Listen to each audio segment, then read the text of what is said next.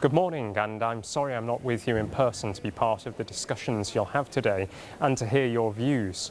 Now, the skills of our social care and childcare workforce in Wales are vitally important. That's why I'm keen to have the chance to share my views with you. In January, I launched the Welsh Government's new policy statement on skills. It set out our vision for the next 10 years as we seek to develop a resilient, responsive and sustainable skills system. Robust, high-quality vocational qualifications are part of this system and are vital for our learners and our economy. They help to deliver the trained, talented employees businesses are eager to recruit. It's critical that we plan any changes to qualifications to take account of other pressures so that workforce development can be best undertaken in an effective manner. Now, in the policy statement on skills, we're committed to continue to work with employers in managing the development and review of national occupational standards. Unlike in England, we want to see these standards retained as they provide a strong approach to vocational qualifications. They are our basis for adult vocational qualifications and apprenticeships in Wales. We are also introducing a series of sector qualifications advisory panels using existing expertise. These panels will provide advice on qualifications and standards, as well as working with employers to prioritise the most relevant and valued vocational qualifications. The introduction of the European Conventions of Initial Vocational Education and Training and Continuing Vocational Educational and Training will give clarity of purpose for vocational provision in Wales. This adoption makes progression routes for learners clearer and more explicit. We already have a strong commitment in Wales to vocational qualifications, and this is demonstrated as the proportion of employers providing training towards a national vocational qualification is the highest among the 4 UK nations. This commitment is again demonstrated by our Welsh Baccalaureate. It successfully develops skills that learners need, whatever their learning route and aspirations for the future. We have a viable, successful and proven alternative to the traditional academic route. Building on previous success and feedback during the review of qualifications, the Welsh Baccalaureate is being strengthened further. Vocational qualifications will contribute on a par with GCSEs and A-levels to the revised post-16 model that will be rolled out from September of next year. And in the pre-16 qualification, up to 2 vocational qualifications can contribute to the requirements of the revised Welsh Baccalaureate. Helping young people acquire skills is at the heart of the Welsh Baccalaureate. This means that equal weight is given to qualifications in both vocational and academic routes. Some 80,000 learners now follow courses leading to the qualification.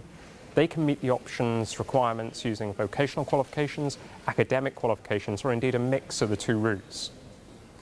And apprenticeships is our flagship policy and a prime example of where we are seeing true integration between academic and vocational skills.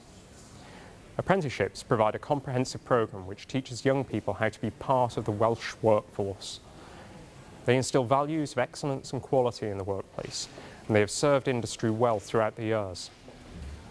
This is a real success story for the Welsh Government and for Wales as a whole.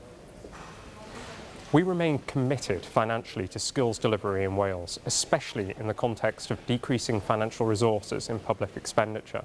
There is no doubt that the funding environment for skills delivery in Wales will change in future years. These conditions indeed require responsible action by government, by employers and by individuals in recognising the value of skills to Wales. Underpinning this responsibility is a principle of co-investment, an approach where the total cost of training in cash terms is shared between government, employers and individuals. This approach to co-investment will be fundamental in ensuring Wales develops a competitive edge in mobilising a productive and skilled workforce. If we're going to be successful in achieving this vision, we need employers of all sizes to work with us and invest in the skills of their employees. In return, we will ensure that the employment and skill support we offer is joined up, is accessible and responsive to their needs. Your views will be invaluable in determining how we deliver a sustainable skills system for the future.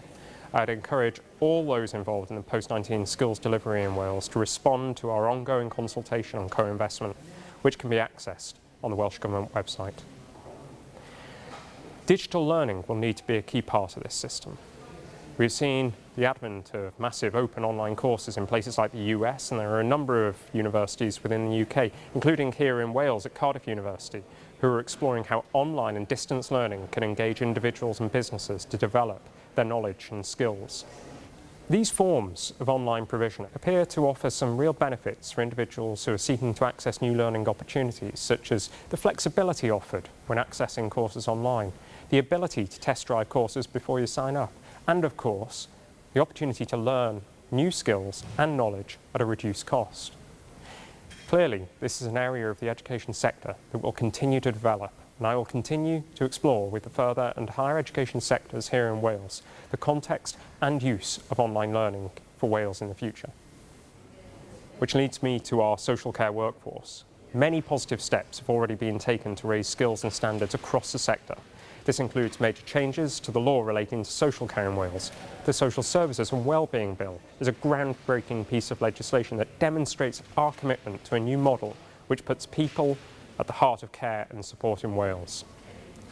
But by itself, this bill, important as it is, cannot deliver all of the changes we need. As a government, we are also working to reform the way we regulate, putting in place new safeguarding arrangements and changing our approach to assessments and eligibility. Alongside this, we will be establishing a new National Institute of Care and Support.